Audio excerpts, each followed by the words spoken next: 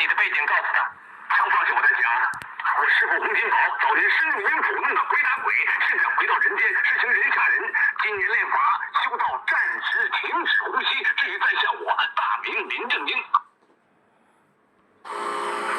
Hello everyone, this is Eric, the Asian movie enthusiast, and this is another DVD collection addendum video. Yes, I am still collecting DVDs and Blu-rays. I'm actually behind in this playlist, so I'm going to do a few videos over the next few months, but I usually catch up near the holidays, so I will be behind for most of the year.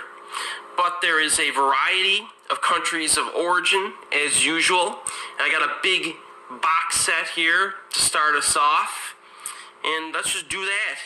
Yes, it's the Hong Kong classic franchise. I already reviewed one of these on my channel. Mr. Vampire, the 5-disc box set.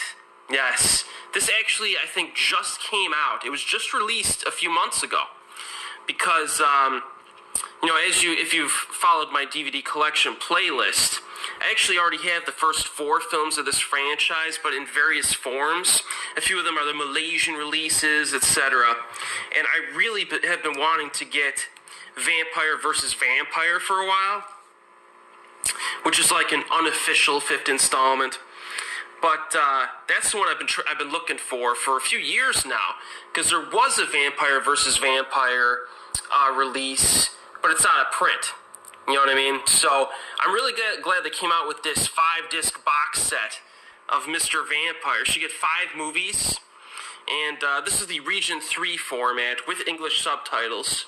You can get this on Yes Asia or any number of websites now. And they also sell these separately again as well too, especially Vampire vs. Vampire. So basically, as I mentioned in my review of the first Mr. Vampire film, this is one about the hopping vampires. And you have some good guys, and they face off against some hopping vampires, and it's pretty fun stuff. You can check out my review. I kind of like these cartoonish DVD covers for this set. This is pretty neat. Moon Lee is in it, of course. She doesn't fight, but she's good in it. This is a classic. The first one, check out my review. It's essential viewing if you want to catch up with your 1980s Hong Kong films. And then I'm going to review all of these in separate reviews on this channel. So Mr. Vampire 2, my review of that will be coming out probably in the next few weeks maybe. This one is more of a traditional cover with the actual live action characters. See, they got a little vampire kid in this one. So as I mentioned previously, the odd numbers of this franchise are usually the best installments. So Mr. Vampire 1 and 3, I think, are the best of the franchise. But I've rewatched the first 4 again recently, and part 2 and 4 were actually a little bit better than I remembered. So I'll let you know the details when I cover them all individually. Here's Mr. Vampire 3.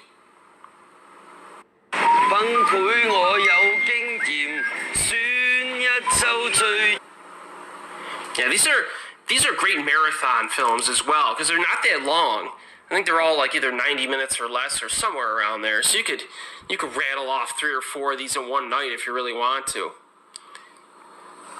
Then Mr. Vampire 4.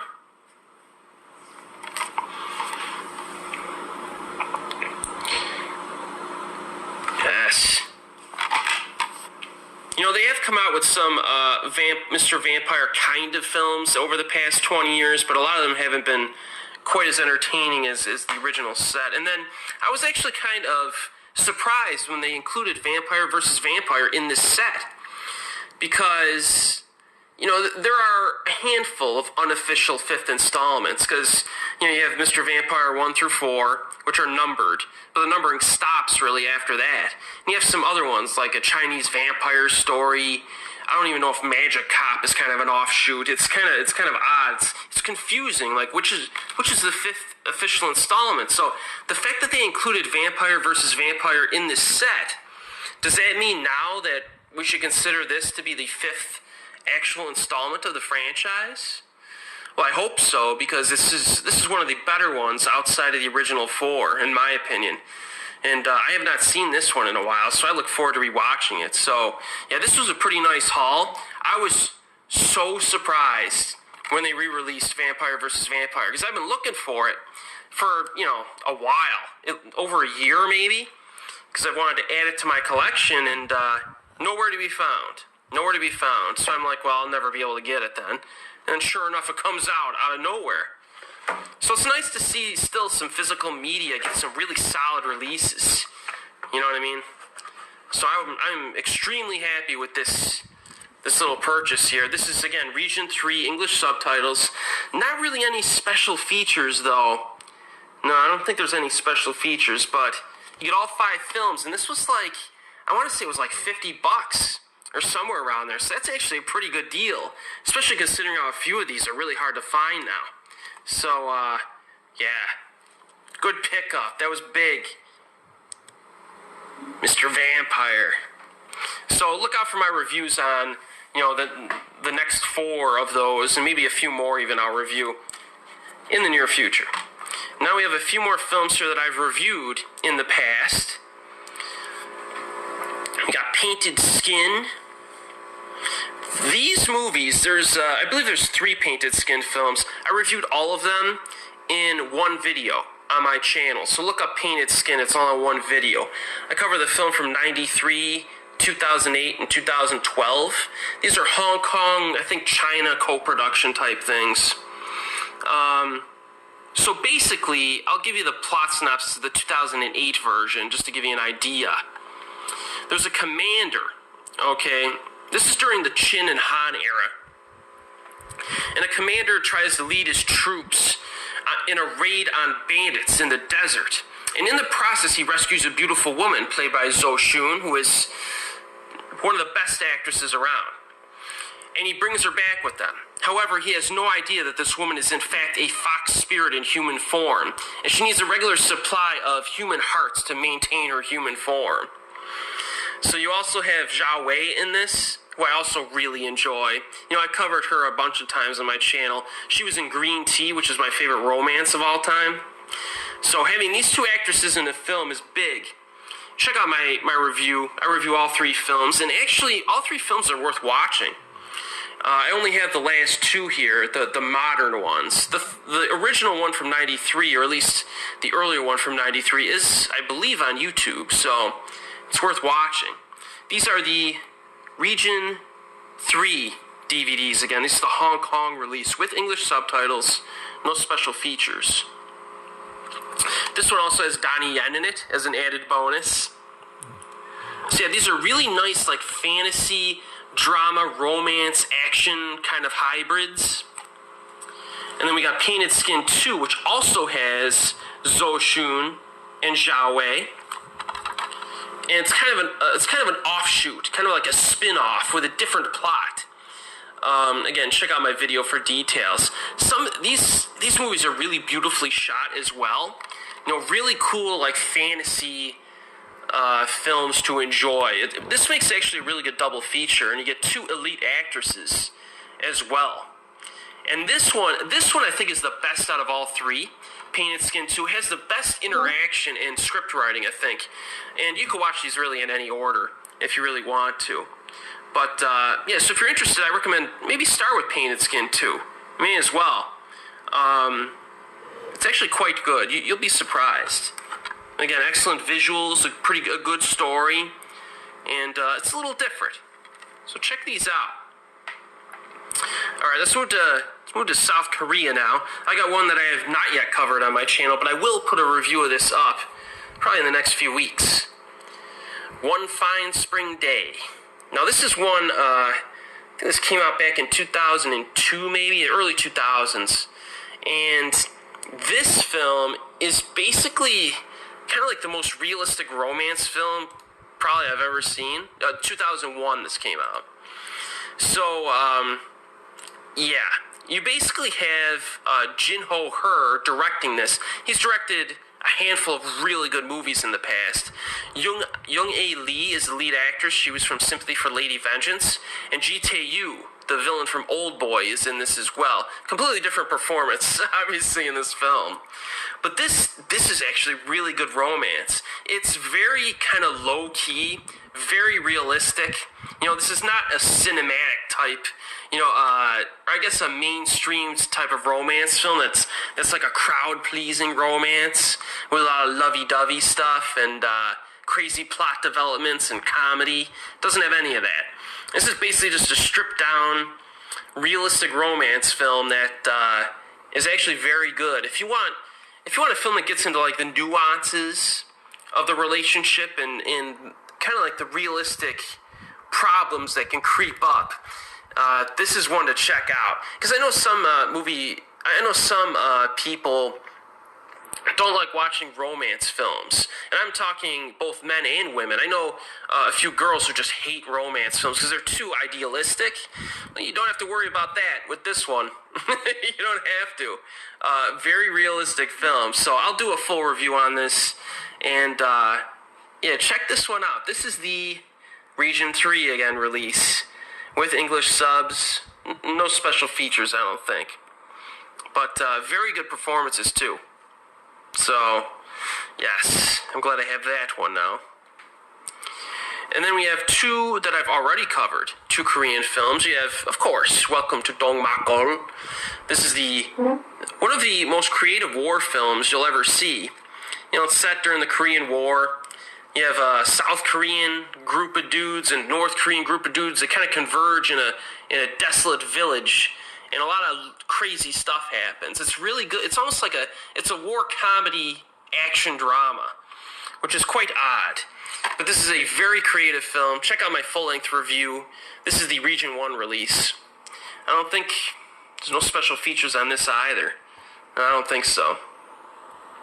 But this is certainly worth checking out. This is probably a big-time recommendation if you want a film that's unique and creative, but also a war film. Excuse me. Yes, Welcome to Dongmakol is a good choice. Some big-time actors are in it as well. And then, kind of a lesser-known film that goes under the radar, Going by the Book. This one came out in the mid-2000s, and the premise of this one is gold. You basically have, like, a small town or area is getting plagued by bank robberies, so the cops are like, okay, let's put together, like, what do they call it? A bank robbery simulation and broadcast it. We'll have the press there, and we'll go through, and what we'll do is we'll have our men, we'll have one of our policemen act as the bank robber, and we'll take him down as like a simulation.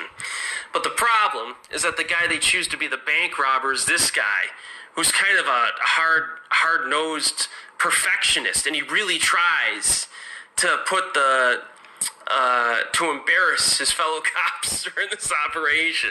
So the interesting thing about this movie is that it's a bank robbery that has no danger to it, which is very different, right? Just like Welcome to Dongmakol, this is a very, very creative and odd film, Going by the Book. It's a comedy, and it's very funny. And, check this one out if you want something different. This actually includes more than an hour and 45 minutes of video extras, which I have actually not seen. Making ofs, a lot of deleted scenes, director commentary over certain scenes, premiere footage, promotional videos, music videos, trailers, bios. So it's got pretty good special features on it. This is the Region 1 release of Going by the Book. So, yes, this is another good one to pick up if you like Korean comedies that are a bit different. I think, South Korea needs to go back to making some films like this that are kind of oddball. I mean, these are two oddball films that I got here, and I'd like to see the production on those types of things ramp up a little bit again. Now we got some Japanese stuff here. Let's do the one random film from Thailand. 13, Game of Death. Yes. Now, 13 Game of Death, did I review this? Let me look at my YouTube channel list. This is a good flick. This is a Thai film about a guy who, he's like a salary man, and life's not really going too well for him at all. But he gets a phone call one day, and some people try to basically give him the option to play a game. And it's a game of dares. No, I have not covered this, not even in my Asian horror playlist, so I might have to do that. So this guy is dared to do various things, and if he completes a certain number of tasks, he gets a bunch of money. So it's almost like Fear Factor or something. It starts off as. He starts off with they tell him to eat a bug or something, and then it starts to ramp up. So then he has to do things that are illegal, some things that are pretty dangerous. And if he completes all these tasks, he gets an absurd amount of money deposited into his bank account. So it's really a play on what would you do to climb the ladder of society and become an elite member of society by having wealth. And that was kind of the main theme of this, or one of the main themes. And this is a good flick. It's a thriller with a little bit of horror in it too. There's some scenes that are a little bit difficult to sit through in this. It gets pretty nasty. This has a making of and a trailer and teaser. This is the Region 1 release. Yeah, this is really cool. The back of this says a taut, psychological, and supernatural thriller. I don't remember any supernatural elements to this. Am I losing my mind? Yeah, I don't think so. But it's more of a thriller, psychological thriller. And it's very fast-paced and fun to watch. 13 Game of Death. It's good. 下一站去邊？即刻揾你附近嘅最平價價，去到邊？ It's good. Let's do the Japanese films. We got a big one. Big one here. Sakaguchi. This is a big action flick from recent years from Japan. Reborn. This is the Region 2 release. This is the Eureka release. Now this has an introduction from the filmmakers, some trailers, not a whole lot else. Not a whole lot else in terms of special features. But this is a DVD Blu-ray combo pack. So this one's a basic action flick. Sakaguchi's some badass special forces guy who retires, of course, but he gets roped back into beating the crap out of people and taking them out. I have a separate review of this on my channel as well. I go into the details as to why I like it. This is the type of thing that I wish Japan would produce more as well. Some of these no-nonsense, violent action flicks that have some pretty cool choreography to it. Sakaguchi is good. He can move well. This might be one of his best showcases of his abilities. It's got used a lot of knives, a lot of hand-to-hand combat in this. It's pretty fast and well edited. And it's pretty intense. It's nicely violent. So if you have not seen Reborn's a good one to check out. If you want a fun action flick, it's nicely paced, Reborn is a way to go. This is good. I haven't watched this since I saw it the first few times when I first got it, but I will be revisiting that. Another film that I recently reviewed not too long ago, The Limit of Sleeping Beauty. So this is, again, Japan never slack on creating some weird stuff. You know what I mean? People will complain that Hong Kong's gotten too mainstream over the years. They don't make as many crazy stuff as they used to, like they did in the 80s, early 90s.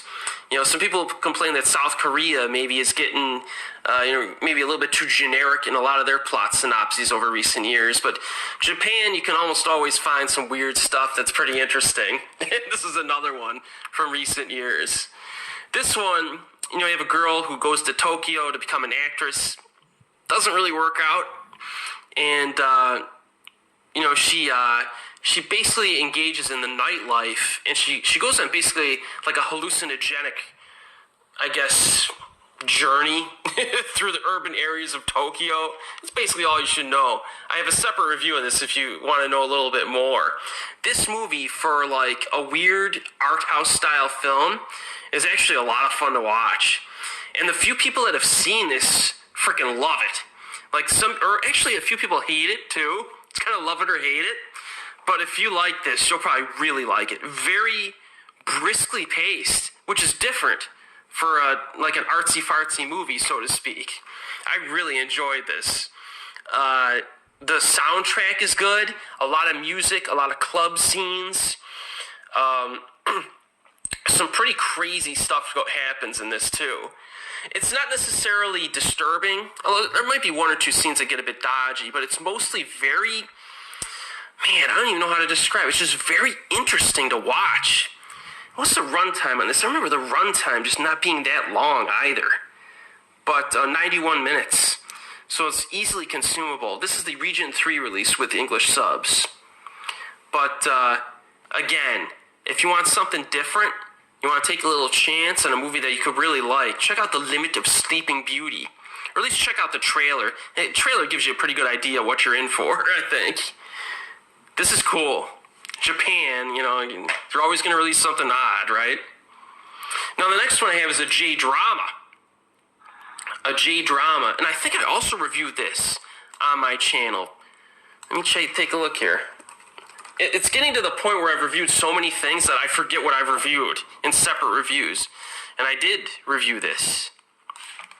This is Bayside Shakedown. Also known as Rhythm in Police or something for some reason. I could be wrong. I think this is a legit DVD. It's the Malaysian release, which I've always assumed were legit. And some people tell me they're not. Regardless, this is a good show. And it's actually, it was actually quite popular when it came out back in 1998. And, actually, that's the movie I reviewed. Did I review the show, too? I may or may not have reviewed the show. No, I reviewed the movie. So I did not review the actual show. I might review this if I see that it's actually kind of available. But it's about a group of it's about the investigative division within the Tokyo Metropolitan Police Department. And, they solve certain crimes and whatnot, while another division of the police department handles, like, some of the more higher profile stuff. It sounds generic, but this is actually really interesting. I really like this. Yuji Oda is the lead actor, and he does a really good job in it. So if you can find this and you want like a Japanese police procedural that has a bit of comedy to it and it's just different. It feels different. Check out my review of the theatrical film, and I give you a good idea of why I feel that way. But yeah, this is a pretty cool DVD set here. I would say check out the first movie. Bayside Shakedown from 98. And if you really like that, try to track down the TV show and some of the sequels. And then finally, we have a DVD, or a CD, I'm sorry. Yes, I still buy CDs as well.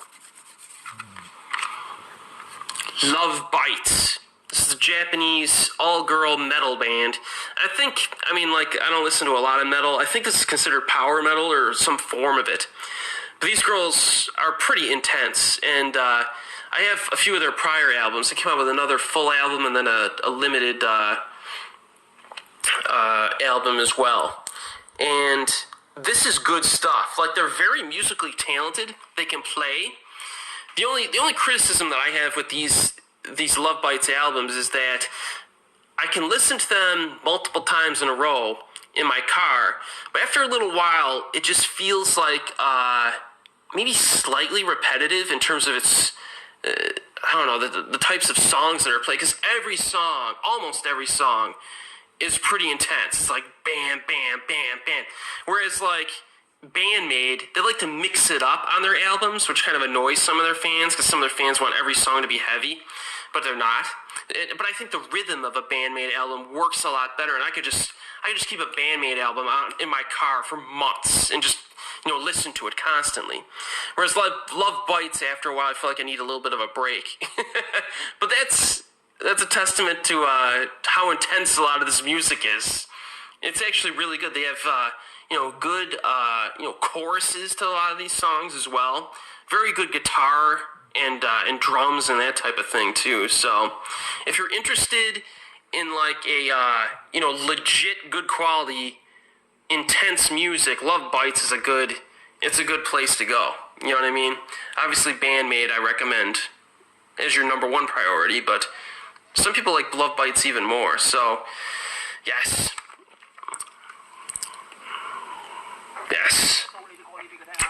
Every time these ladies come up with an album, I'm probably going to buy it. And there's not many bands that I do that for nowadays. So, that's the haul. There's the Mr. Vampire set is the highlight. Now, my next DVD collection addendum video is going to be a little insane. I went a little overboard on a particular franchise. And it's going to launch a whole other project for next year for me, but it's going to be fun. So the next DVD addendum video is going to be pretty crazy. So look out for it in probably a month or so. But as always, I will see you next time.